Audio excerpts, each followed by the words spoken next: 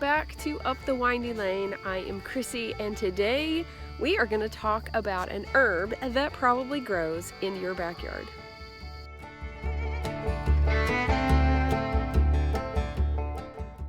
I'm going to talk about this little plant right here called plantain.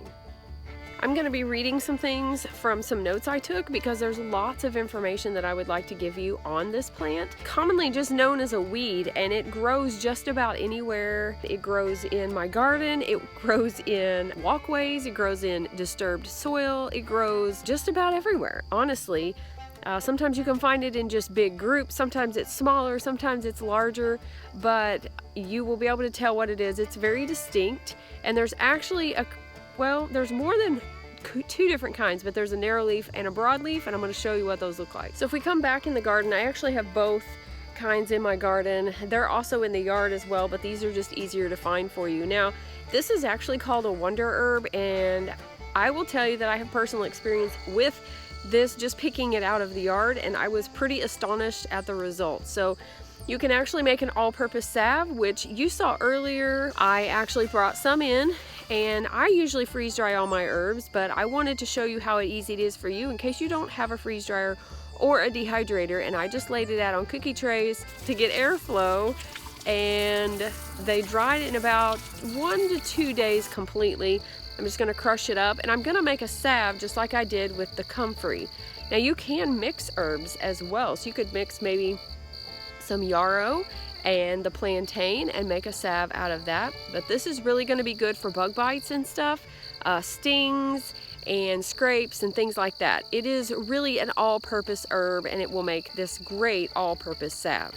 Now you'll see right here, you see this narrow, well, not this right here, but this narrow leaf. So this is plantain. It has these stalks, and then it has seeds on top of it. Now you can actually use this whole plant, which I find really interesting.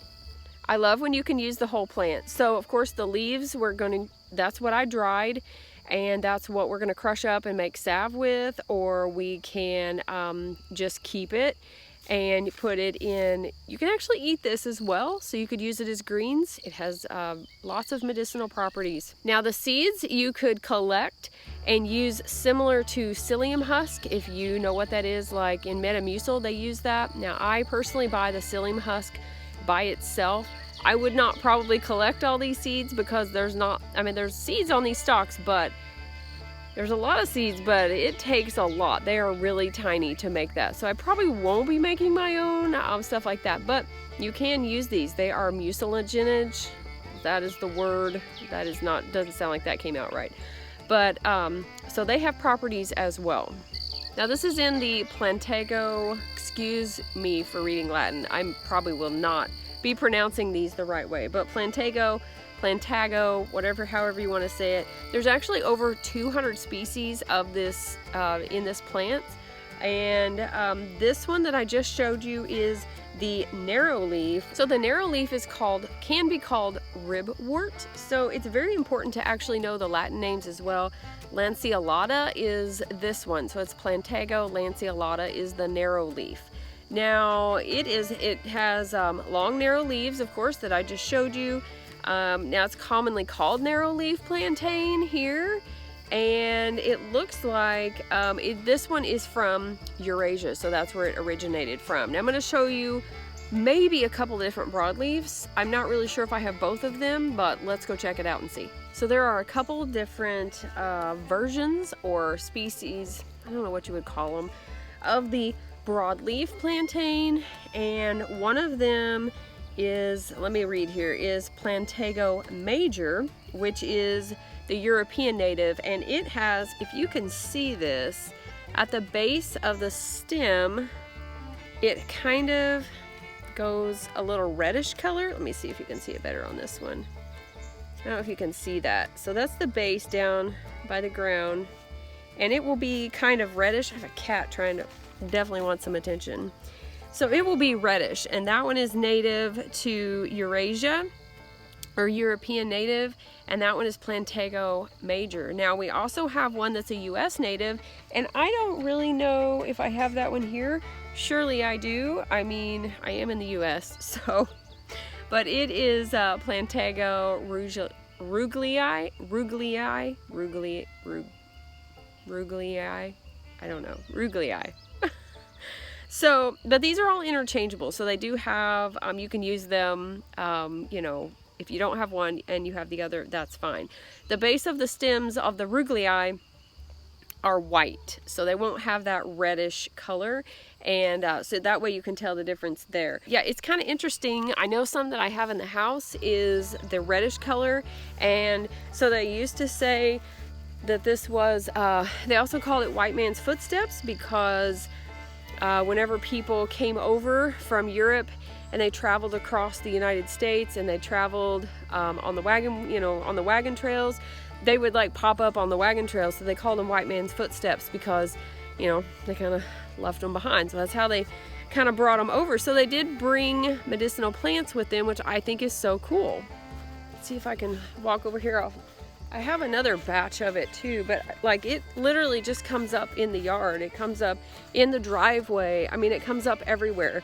So roadsides, pathways, it is wind pollinated. So those stalks that come up, they come up pretty high. So you're gonna be able to see it when it comes up, when the stalks come up.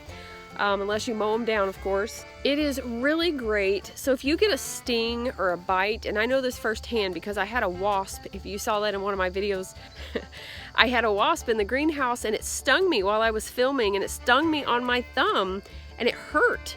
And I seem to swell up and have a reaction to bee stings and wasps and things like that now.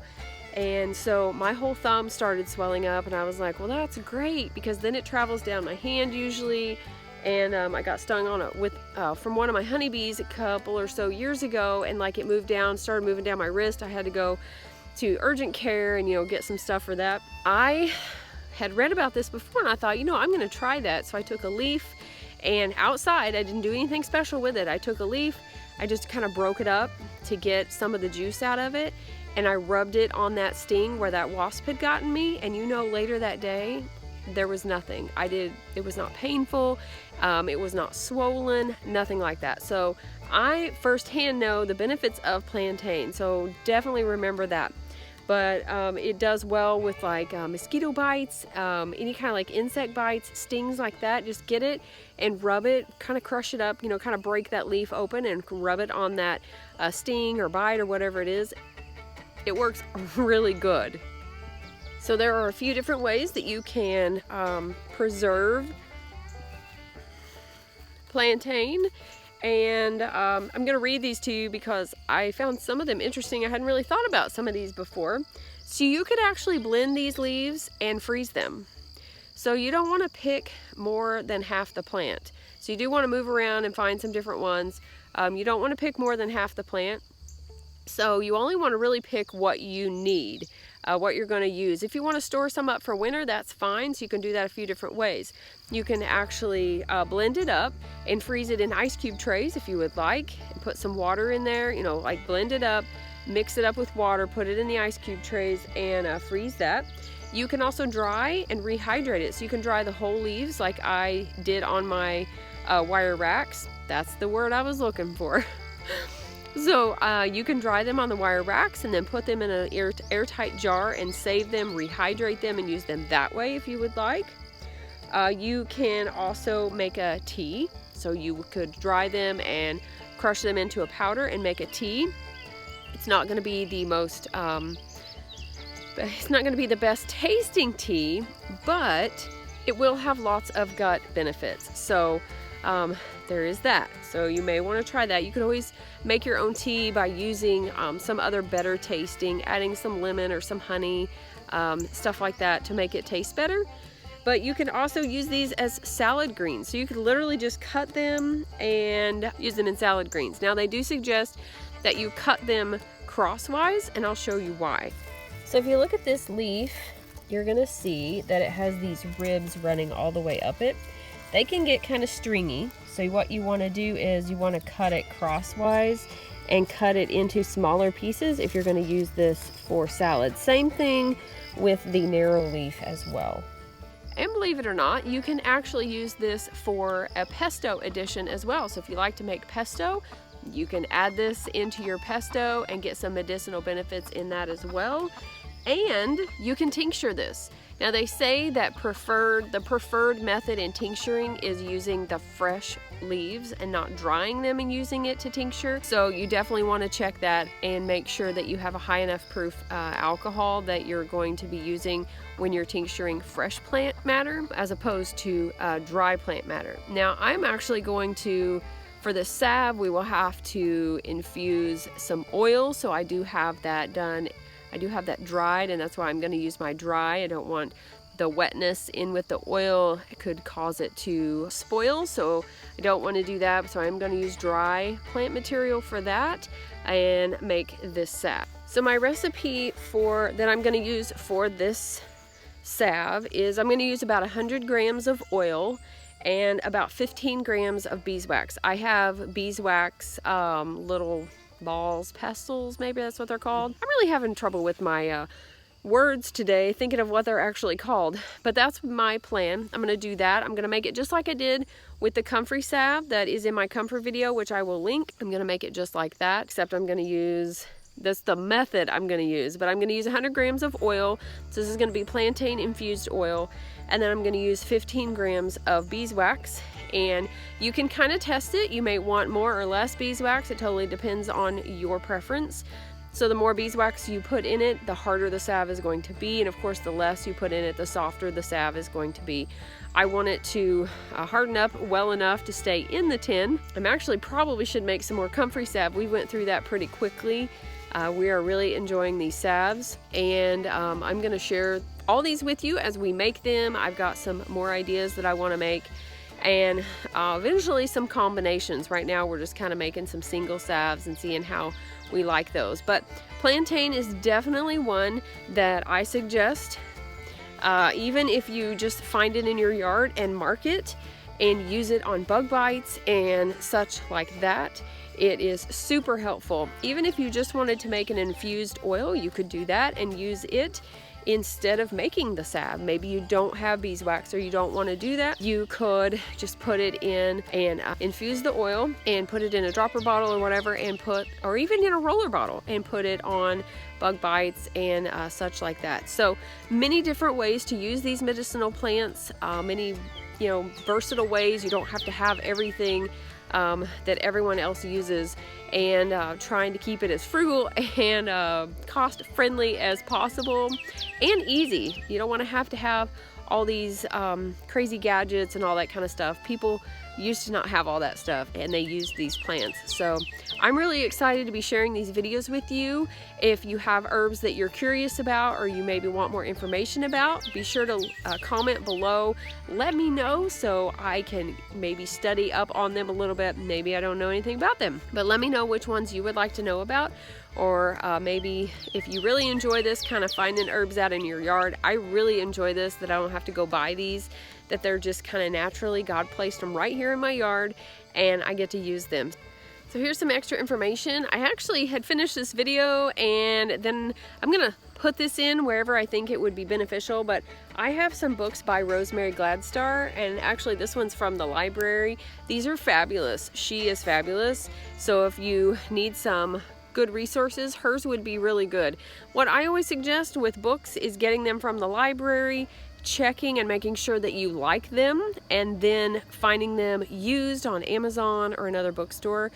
That's usually what I do. I hardly ever buy books brand new. I usually get them from the library first to kind of see if I would like them, because some people have recommended and I've gotten, and they just didn't really click with me, so I didn't buy them. But others I have, and I like having them on my shelf. I like having the written word on herbs and such on my shelf so that I can access them anytime. So this Plantago major, Plantago ruglii, Plantago lanceolato. So you can use, like we said earlier, the whole plant, the seeds, the roots, and the leaves. So the benefits of plantain: it's actually a common weed, like I mentioned earlier, found growing throughout the temperate regions of the world. So not just here where I'm at, but all over. It is often the first plant introduced to children because it is easy to identify. It is easy to use, and can be put on boo-boos or bee stings, and it heals quickly. So plantain is among the best herbs for poultices of all kinds. It's actually a good herb for treating blood toxicity and blood poisoning, and is generally used both internally and externally for this purpose. Plantain seeds are rich in mucilage and are often used in laxative blends for soothing bulk action, like I mentioned, in the psyllium husks. So this says, in fact, the psyllium seeds used in Metamucil, like I mentioned earlier, are produced from a Plantago species. This herb is also very effective for treating liver sluggishness and for easing inflammation of the digestive tract. So that's why the teas are important as well. It says, though it is often described as bitter tasting, plantain is quite mild in flavor and makes a nice infusion. It is an excellent herb for poultices of all kinds of skin problems. It can also be powdered and added to food or used as an herbal first aid powder for infections. So lots of great uses for this common weed found in your yard. Hope you enjoyed this video. Be sure to like and subscribe, and don't forget to be lovely lights today.